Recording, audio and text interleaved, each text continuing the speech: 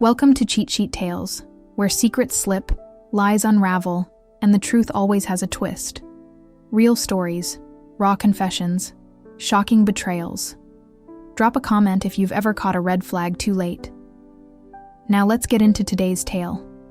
Below average, that's what he called me. Standing there in front of 12 of my coworkers, holding my performance review like it was contaminated garbage. Victor didn't even have the decency to lower his voice. Jenna consistently ranks in the bottom tier of our sales team. Her numbers speak for themselves. The conference room went dead silent. I watched Nina shift uncomfortably in her chair. Tom stared at his laptop screen like his life depended on it. Nobody looked at me. Nobody said a word. And I just sat there, 28 years old, feeling like I was shrinking into nothing. My name is Elena, and I'm 28. For 3 years, I believed I was failing at everything. Before I go further, please like this video, subscribe, and tell me in the comments where you're watching from. I would love to hear from you, and I want you to see how this ends. That meeting was on a Tuesday in March. I remember because I went home that night and called my mom, crying so hard I could barely speak. Maybe I'm just not cut out for sales, I told her, my voice breaking. Maybe Victor is right. Maybe I really am below average. She tried to comfort me, but what could she say? The numbers don't lie, right? That's what Victor always said. The numbers don't lie. Except they do. They lie when someone is stealing them.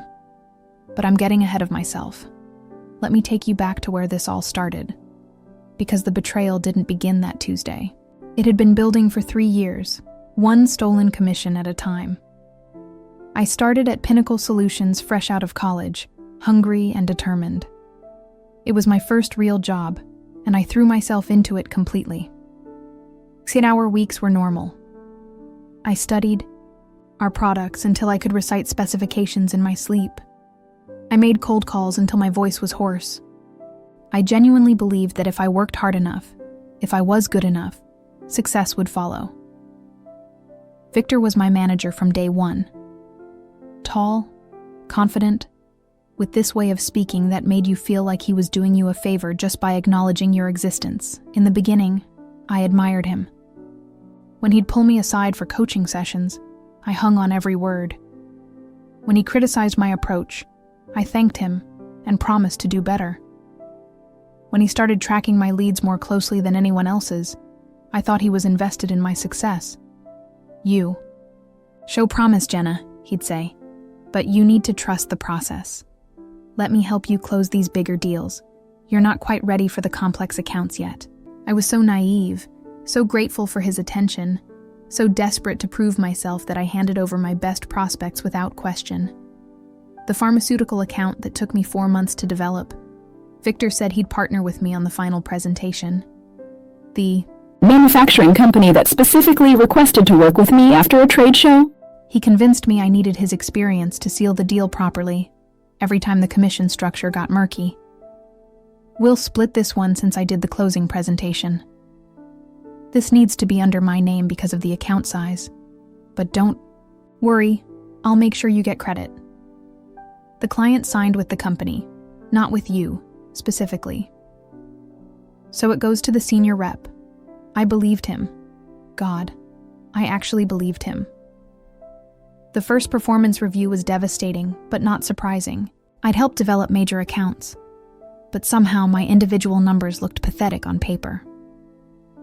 Victor sat across from me, his expression a perfect mix of disappointment and fake concern. I have to be honest, Jenna.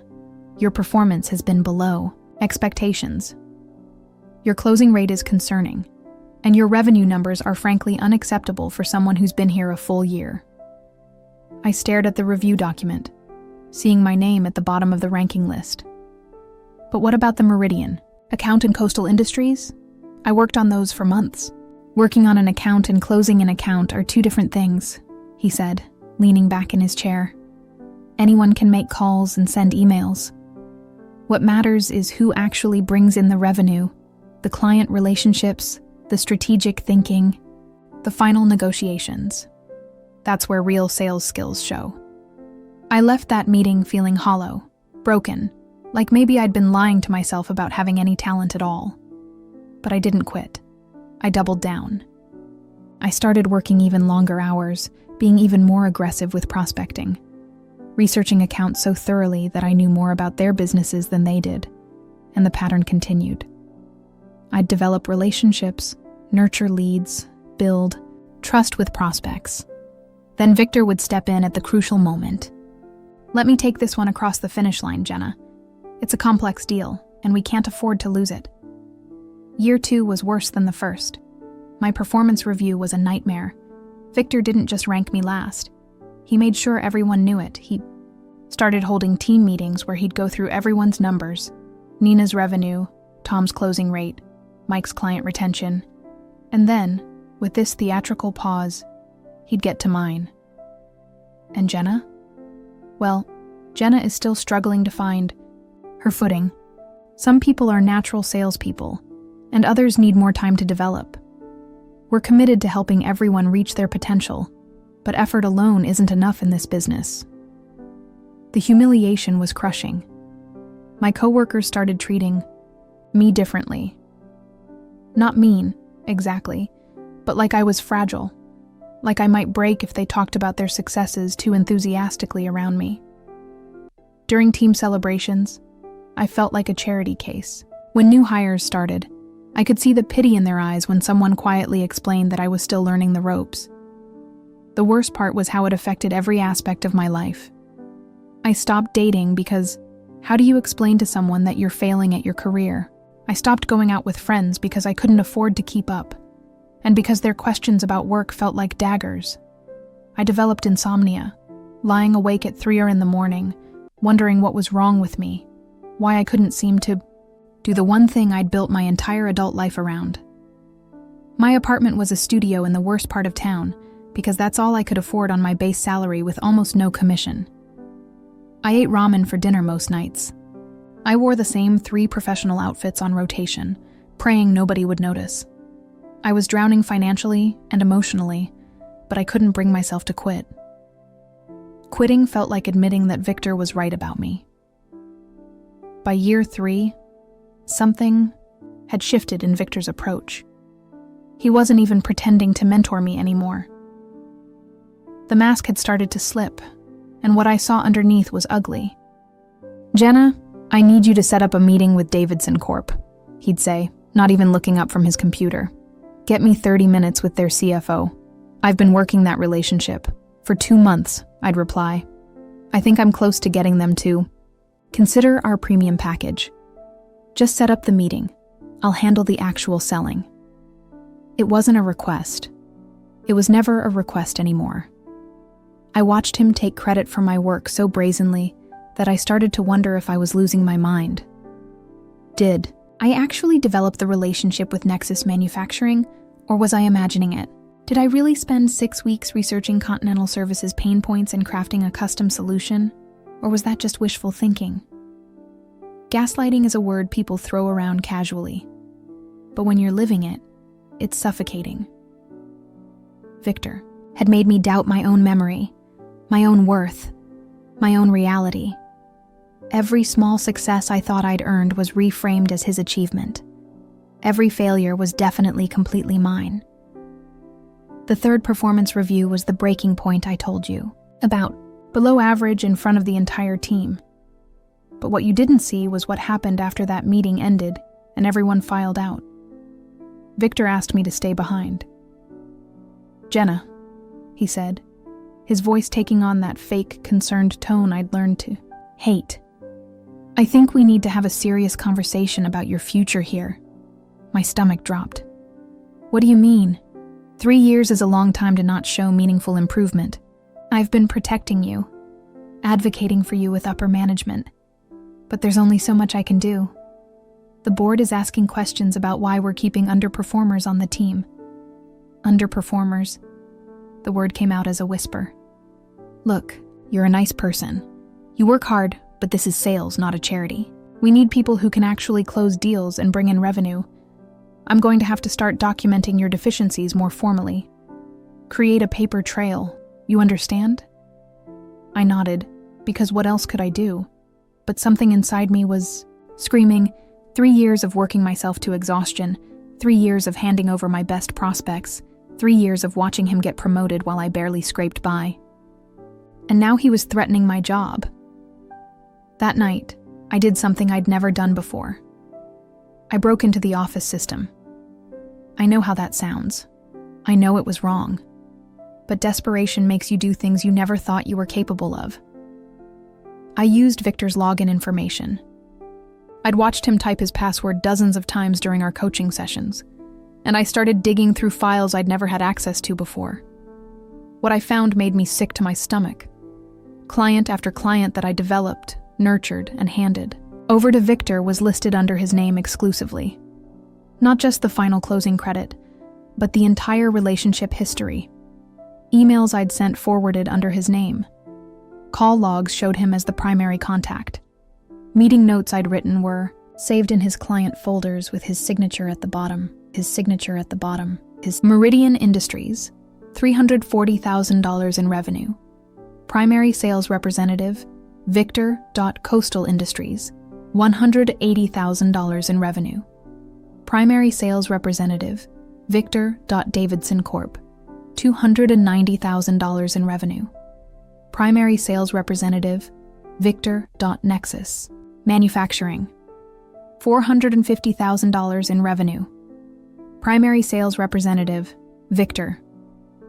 The list went on and on, deal after deal that I had originated, developed, and delivered to him for closing support.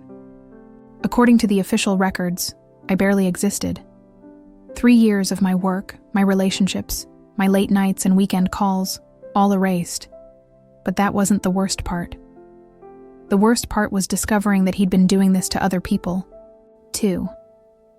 There was a folder labeled Transition Accounts, filled with client files from former employees, people who'd been fired for poor performance or who'd quit in frustration. I recognized some of the names, talented reps who'd mysteriously started struggling and then disappeared from the company. Their best accounts had all been transferred to Victor immediately after their departures.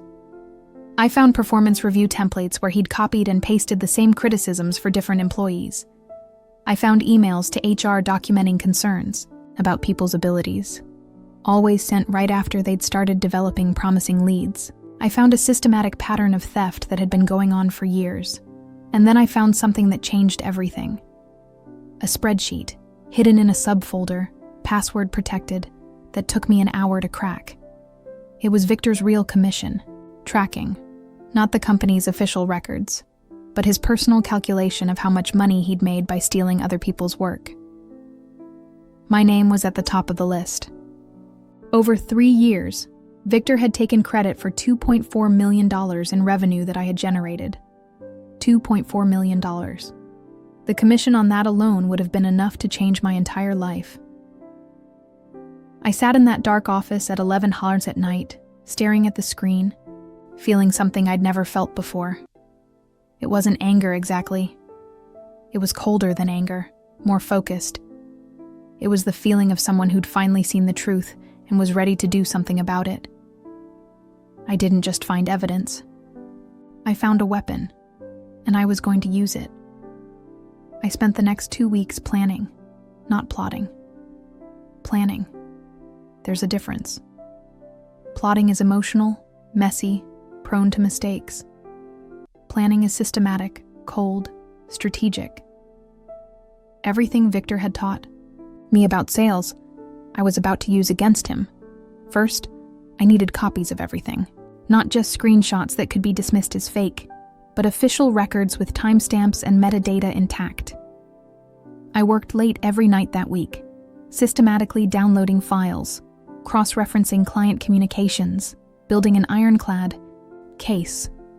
Every email where I'd introduced myself to a prospect, every call log showing my number, every meeting invite I'd sent, every contract I'd drafted. The beautiful thing about digital records is that they never really disappear. Even when Victor had reassigned accounts to himself, the original client intake forms still had my name. The initial contact reports still showed my research. The IP addresses on prospect communications still traced back to my computer, But evidence wasn't enough. I needed the right audience. The company's organizational structure was key to everything. Victor reported to Regional Director Talia, who reported to VP of Sales Omar, who reported to the Board of Directors. The board met monthly to review departmental performance, and their next meeting was scheduled for the first Thursday of the month. I knew this because I'd been the one preparing Victor's reports for those meetings for the past year. Another learning opportunity he'd given me. "It'll help you understand the bigger picture," he'd said.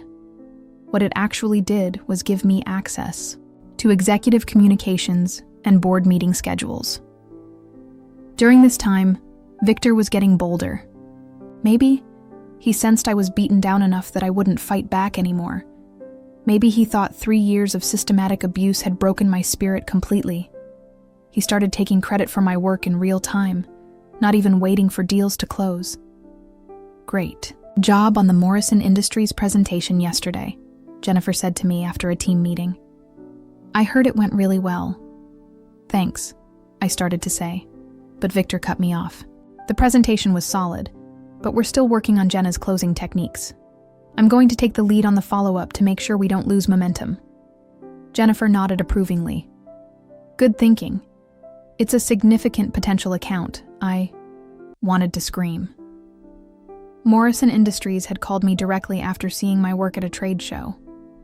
I'd spent weeks understanding their needs, crafting a custom solution, researching their competition. The presentation wasn't just solid, it was brilliant. And now Victor was positioning himself to swoop in for the signature and the commission. But instead of screaming, I smiled. "That sounds perfect. I'll send you all my notes and research," because I had a better plan. The board meeting was scheduled for 10 a.m. on Thursday. Victor would be presenting departmental performance rankings, including his annual recommendation for team restructuring. I'd helped him prepare slides showing everyone's numbers, with mine predictably at the bottom and his at the top. What Victor didn't know was that I'd also prepared my own presentation. Wednesday night, I stayed late again, this time not to steal information, but to deliver it.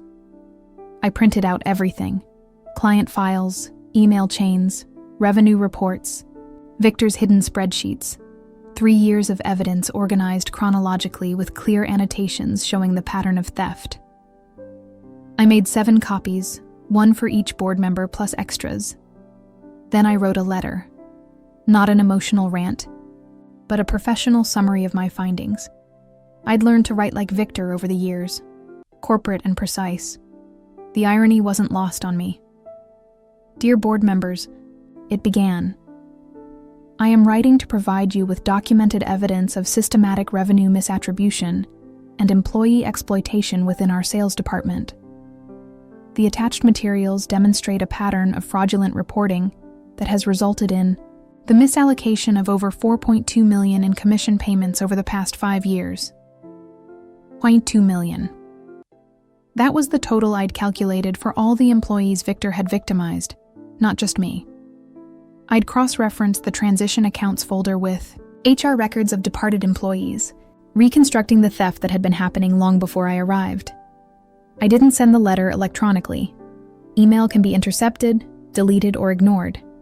Instead, I hand-delivered sealed envelopes to each board member's office at 7:00 a.m. Thursday morning. Their assistants confirmed receipt. There was no taking it back. Then I went to work, like nothing had happened. The board meeting was scheduled to start at 10 d.r. Victor spent the morning reviewing his presentation, completely oblivious to what was coming. He even asked me to grab him a coffee. "Make it strong," he said, without looking up from his laptop. "Big presentation today. Going to talk about restructuring the team for better performance." I knew exactly what that meant. He was going to recommend firing me, probably Nina too, since her numbers had been declining after he'd started taking her leads as well. Clear out the underperformers to make room for fresh victims. "Sure thing," I said, and brought him the coffee with a smile. At 9:45, Victor headed upstairs to the executive conference room with his laptop bag and his smug confidence. I waited exactly 10 minutes, then followed. The executive floor was different from our sales floor. Quieter, more expensive furniture, floor-to-ceiling windows that made everything feel important. I'd only been up there a handful of times, always trailing behind Victor for meetings where I was introduced as one of our developing reps, walked past the conference room and saw through the glass walls that Victor had already started his presentation. He was standing at the head of the table, his slides projected on the big screen, looking completely in control. The board members were seated around the polished table, my envelopes stacked in front of each of them, still sealed. I found an empty office across the hall, where I could see into the conference room without being seen. And I waited. For the first 20 minutes, everything went according to Victor's plan. I watched him gesture confidently at his slides, saw the board members nodding along as he presented his version of our team's performance. He showed the revenue rankings with his name at the top and mine at the bottom. He talked about the need to optimize team composition and focus resources on high performers. Talia was taking notes. Omar was asking questions about retention strategies. Everything was proceeding exactly as Victor expected. Then board chair Patricia Williams opened her envelope. I couldn't hear what she was saying, but I could see her expression change as she read my letter. She flipped through the attached documents, her eyebrows rising. She leaned over to whisper something to the member next to her, who immediately opened his own envelope. Victor kept presenting, completely unaware that the ground was shifting beneath him. He was in the middle of explaining his mentorship approach with struggling team members when Patricia held up her hand. I watched Victor pause mid-sentence, his confident expression flickering, slightly. Patricia said something and gestured to the documents in front of her. Victor nodded, probably thinking she had a question about one of his slides. Then she said something else, and Victor's face went white. The other board members had opened their envelopes. Now I could see them comparing documents, cross-referencing my evidence with Victor's presentation. Someone asked him a direct question. I could tell by the way they were all looking at him expectantly. Victor's mouth moved, but I could see the confidence draining from his posture. His shoulders tensed, his hands gestured more frantically. This wasn't going the way he'd planned. Patricia stood up and walked to the door of the conference room. For a moment, I thought she might be ending the meeting, but instead she opened the door and looked down the hallway directly at me. "Miss Walsh," she called out, and her voice carried clearly in the quiet hallway. "Could you please join us?" My heart hammered against my ribs as I walked into that conference room. 7 board members sitting around the table, stacks of evidence in front of each of them, and Victor standing frozen at the head of the table like a deer in headlights. "Please have a seat," Patricia said, gesturing to an empty chair. I sat down directly across from Victor. For the first time in 3 years, I had the higher ground. "Miss Walsh," Patricia continued, "we've just been reviewing some very interesting documentation. Before we proceed, we'd like to verify some details with you. Are you familiar with the Meridian Industries account?" "Yes," I said, keeping my voice steady. "I developed that relationship starting in February of last year. Initial contact through a trade show, followed by 6 weeks of needs assessment and solution development. And who was the primary point of contact for that client?"